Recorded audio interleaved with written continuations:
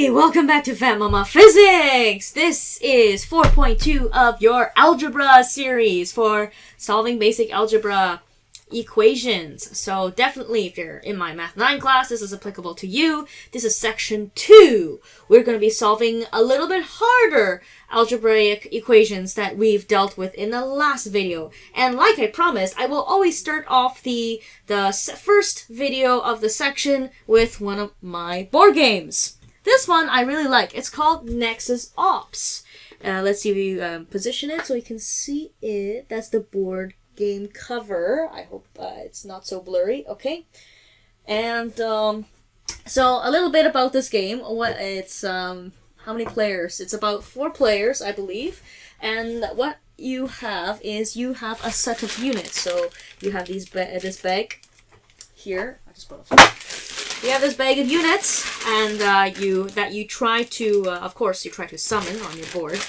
And what you want to do is you kind of want to grab as many resources, and it's kind of like an area control game. You want to make sure you control as much area, grab as many resources by mining, etc. And last but not least, you really want to take control of the center of the board, which is called the monolith.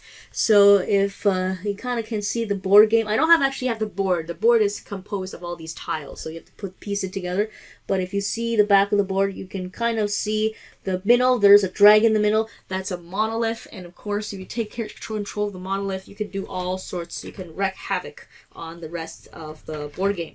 And these are, if you're wondering, all these little units. You have these crystalline structures and these dragons. You have rock striders. And anyways, just if you can see it.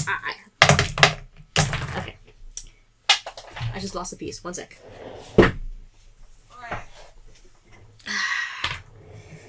Okay, so why did I show you this game? It's, yes, it's area control. It is very fun. But essentially, you can think of it as you start from the outside and you have to go towards the core. And this is what this particular lesson is going to show you. When you're dealing with algebraic equations, you want to start from the inside and go towards the middle. More on this in a moment. Before we start, there's a few terminologies that I want you to make sure you know, because I will use them. So here is, I have an example in the equation.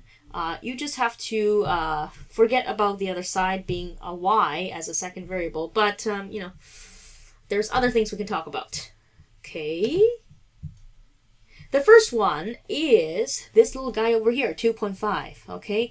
2.5, notice is right in front of the x. I think I mentioned in a previous video, this one is called a coefficient.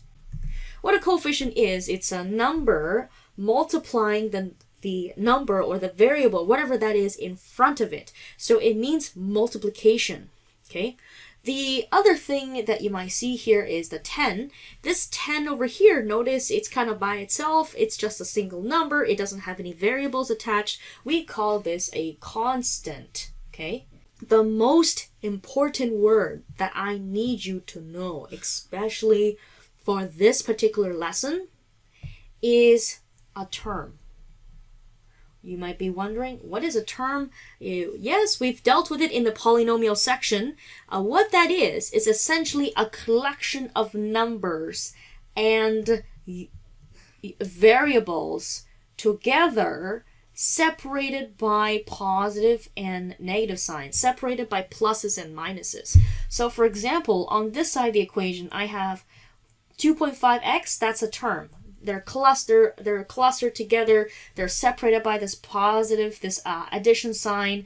And 10 is a term by itself. Yes, it is a constant. It's a specific type of term. But these are all coined terms. It's like, you know, when you go on the battlefield, you can have a squad. A squad can be composed of 1 unit, can be composed of 2 units, 3 units, or a collection of units. Whatever that is, it's still a squad. A squad is like a term, okay?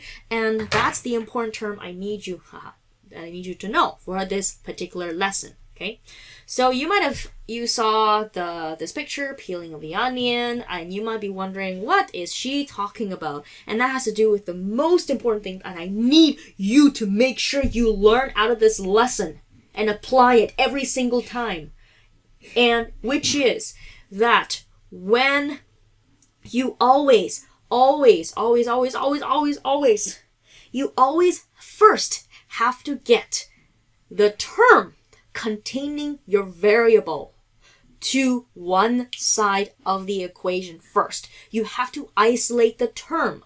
Then you can isolate for the variable. You might have noticed in the last lesson, we already, for those that examples with multiplying, dividing, radicals, and all whatnot, your variable was already isolated, was already by itself as a single term already.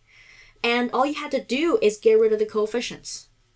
But this lesson, because you have more terms that, say, like a constant, does not contain your variable, you must move all of them to the other side first.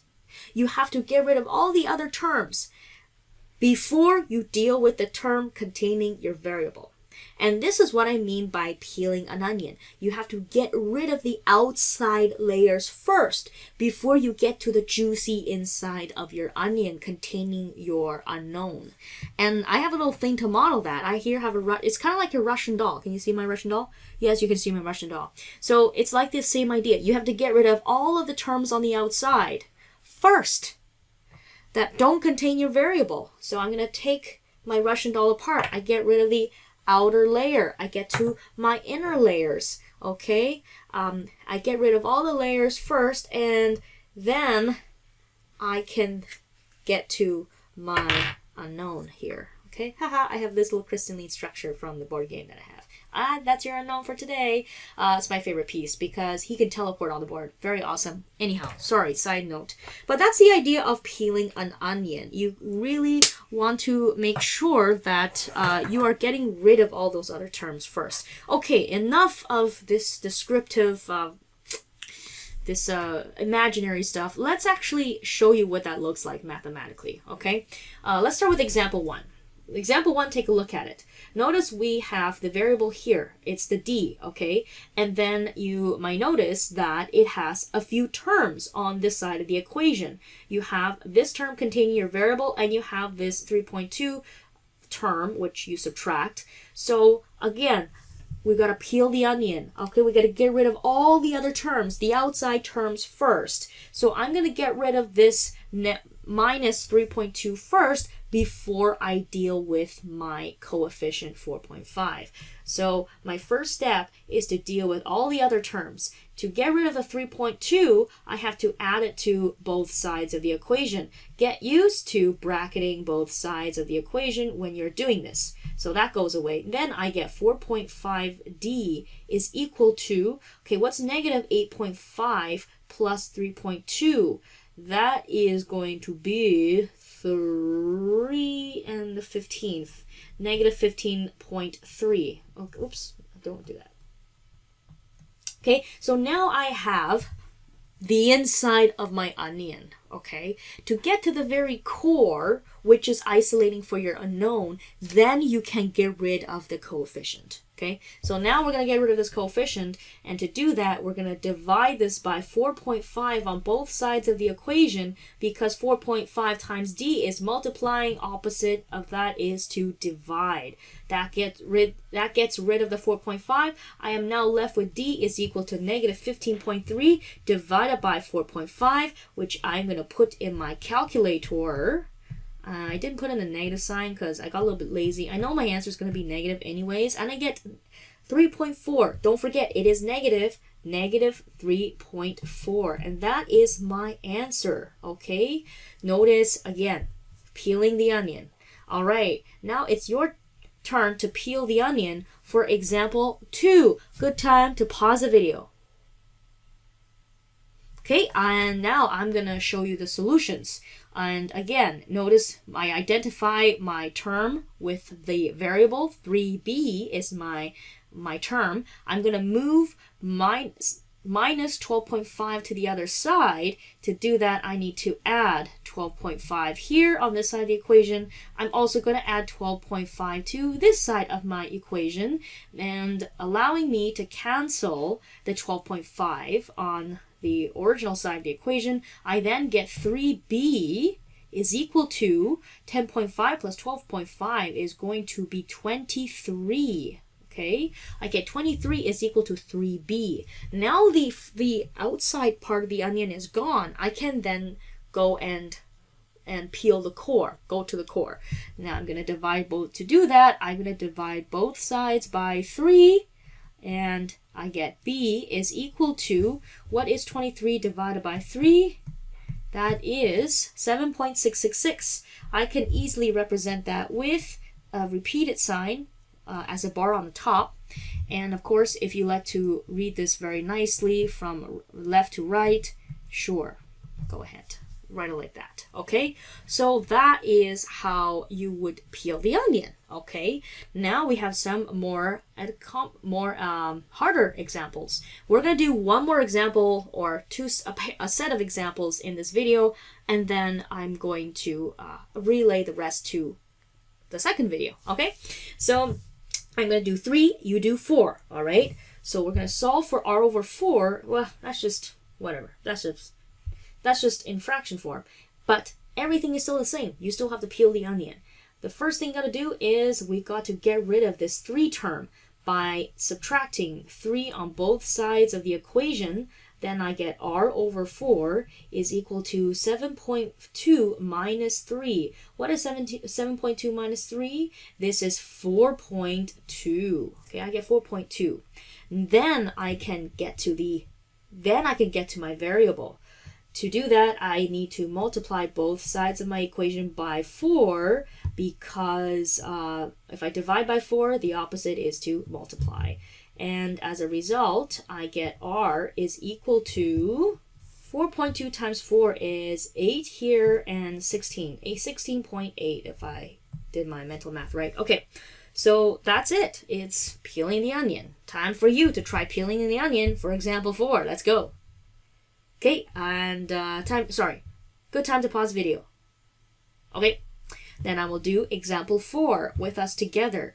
Hey, there's a square that whatever, that's fine. And if you want to, you can even calculate this first. Okay, so what's 7.2 squared?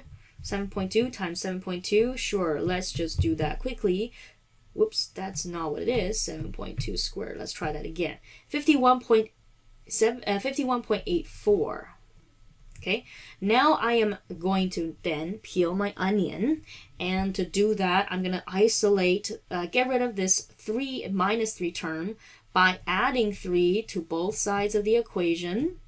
Okay, and that gets rid of that. Now, don't forget your negative sign. There's a negative in front of the r over 4, and that's going to be equal to 51.84 plus 3. That is 54.83.